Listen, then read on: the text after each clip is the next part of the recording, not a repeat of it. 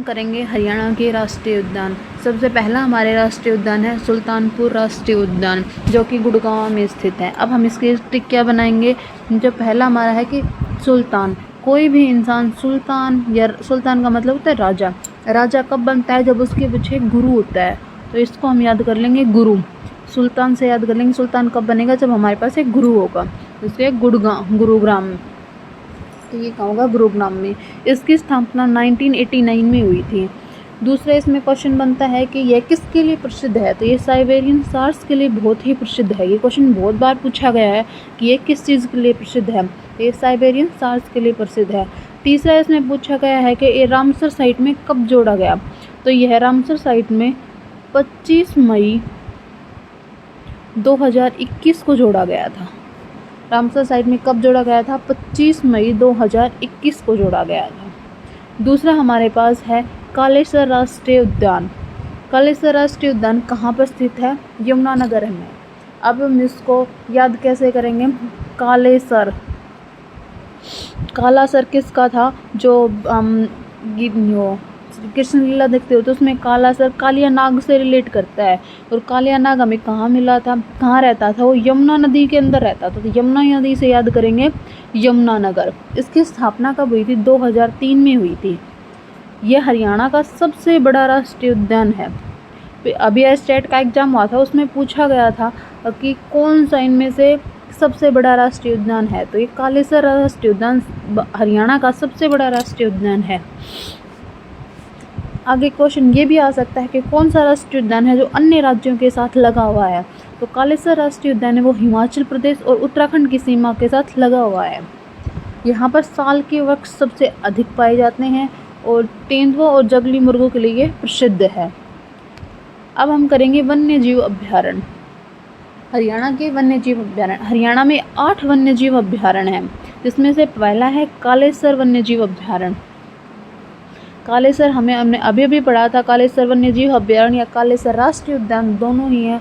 ये यमुनानगर में है। इसकी स्थापना 1996 में हुई थी। यह राष्ट्रीय उद्यान के ठीक बगल में है। ये भौंकने वाले हिरण, चित्तीदार बिल्ली और कई दुर्लभ जड़ी बूटियों का घर है। अगला है हमारे पास भिंडावास वन्य जीव अभ्यारण्य। जहाँ भी लास्ट में हमारे पास वास आएगा उसको वो हमेशा हमें झज्जर में मिलेगा। झज्जर में लास्ट में वास, झज्जर को हम शहीदों का घर भी बोलते हैं। इसलिए अगर वास आया है, वास का मतलब होता है घर, और घर कहाँ होगा, झज्जर में। ये 1986 में बना था। यह हमारे मानव निर्मित आर्द्र भूमि है। ये भी हमारे पास क्वेश्चन पूछा जाता है कौन सा वन्य जीव अभ्यारण्य है वो मानव निर्मित आर्द्र भूमि है। तो ये भिंडावास वन्य जीव अभ्यारण्य है। यहाँ पर 250 से ज़्यादा प्रजातियाँ पाई जाती हैं और यह एक रामसर साइट है।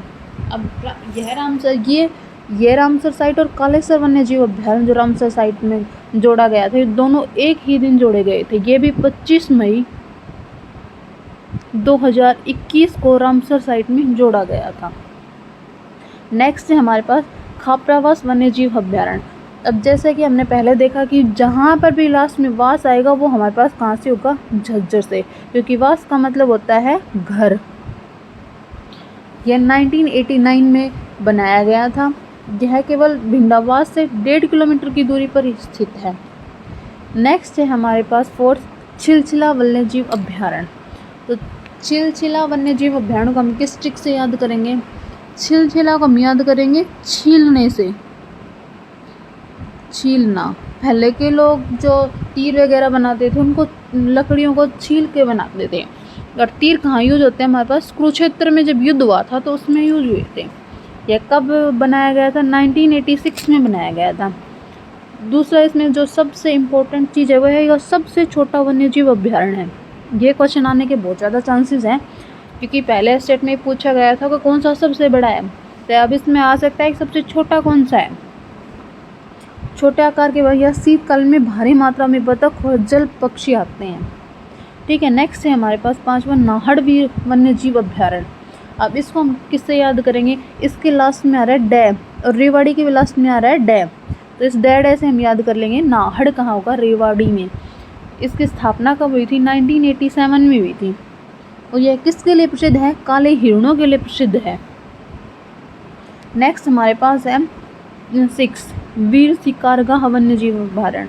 शिकार कहाँ करेंगे हम? जंगल में। और हरियाणा में सबसे अधिक जंगल कहाँ है? पंचकुला में। तो इसको हमें कैसे याद करेंगे? जंगल से।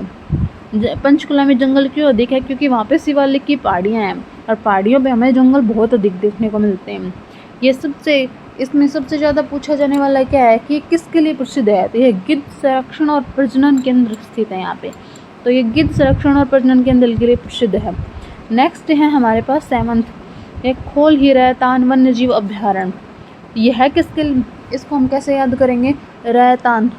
इसको हम रैतान को ये थोड़ा सा साउंड कराए जैसे कि शैतान।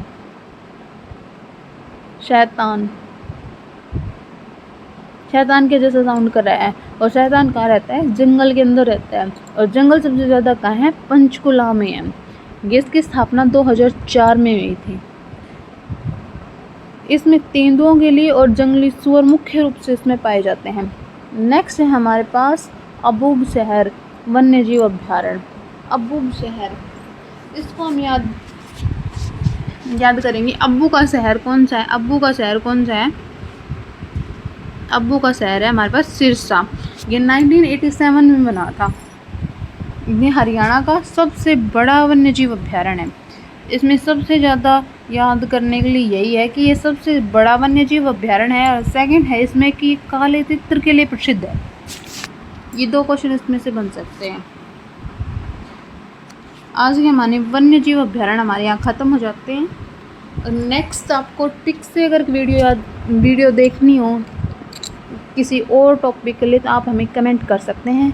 इस वीडियो को प्लीज़ लाइक, शेयर और सब्सक्राइब ज़रूर कीजिएगा।